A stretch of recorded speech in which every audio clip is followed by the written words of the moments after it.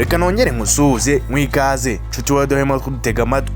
Mu minsi yashize iyo twumvaga ijambo besto nta kindi kintu cyazaga mu mutwe w'uryumvise nawe urimo ndetse nanjye nisize, usibye umukinnyi wa filimi wamamaye nka Nyambo Jesca ndetse n'umubyinnyi umaze kwigarura imitima ya benshi muri uru Rwanda, TITI Brown. Aba bombi uko ari babiri bakunze kugaragara mu mafoto basa nkaho bari mu munyenga w'urukundo, gusa bo bakavuga ko ari abo besto. Muri make uwajya gutora besto b'umwaka ntiyari kwirirwa areba ku ruhande. Aba nibo ba besto b'ibihe byose babayeho muri iki gihugu cy'u Rwanda. Ubu besto bw'aba babiri ubwo nyine ndavuga Nyambo Jesca ndetse na TITI Brown ntibwakunze kuvugwaho rumwe na benshi bavugaga ko bakundana, nubwo aba bombi bakomezaga guhamya ko ari aba besto. Gusa ubwabo aribwo amarangamutima yagendaga bafata bakagenda bishyirira hanze ibigaragaza ko atari ubesto gusa ahubwo aba bombi bakundana.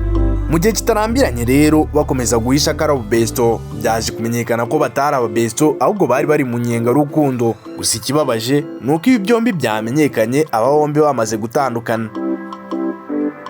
TITI Brown ndetse na Nyambo Jesca bakunze gusangiza amafoto menshi aba bakurikira bari kumwe binyuze ku mbuga nkoranyambaga zabo, by'umwihariko ku rubuga rwa Instagram. Aba bombi bakunze guterana imitoma banyuze ku mbuga nkoranyambaga zabo, by'umwihariko cyane nk'uko nabikubwiye ku rubuga rwa Instagram, bakagenda baca amarenga y'uko bakundanaga atari ubesto gusa.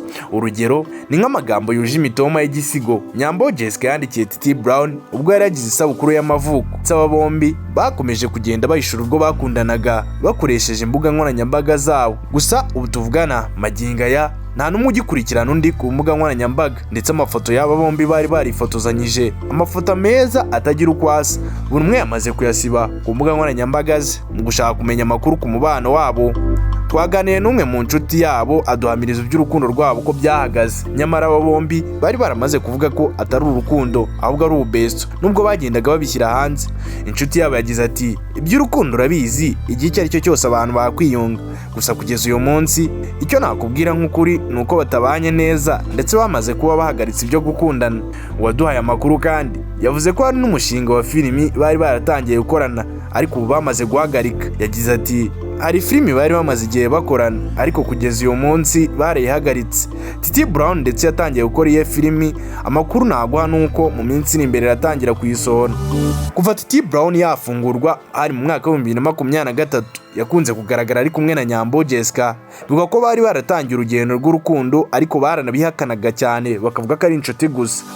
Aba bombi aho umwe yabagari ni naho wabarizaga undi, ndetse bagiye bifotozanya amafoto menshi barebana nk'abatari aba besto gusa ahubwo bakundana.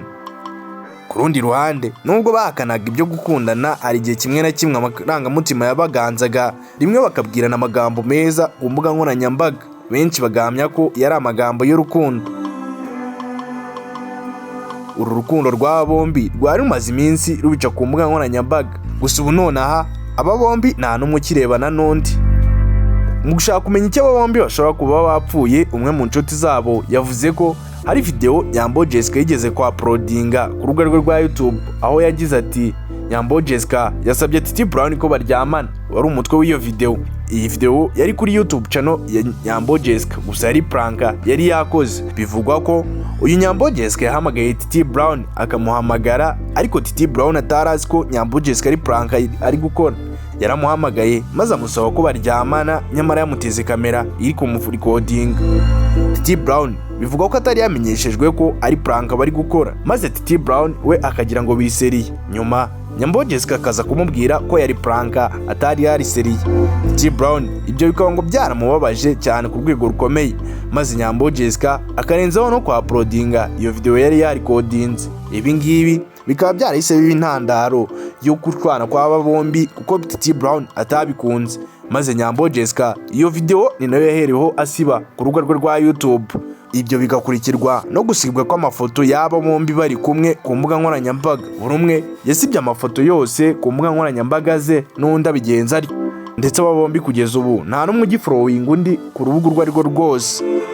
Gusa nanone haravuga ko ibi ari pranka nanone bari gukoresha yo kugira ngo bongere bigarurire imitima y'abantu ku mbuga nkoranyambaga, dore ko urukundo rw'aba bombi rwari rumaze iminsi rutakivugwa cyane. Mwibutsa wowe utarakanda subscribe ko wakora subscribe kugira ngo utazacikanwa n'amakuru yizewe kandi akugeraho ku gihe.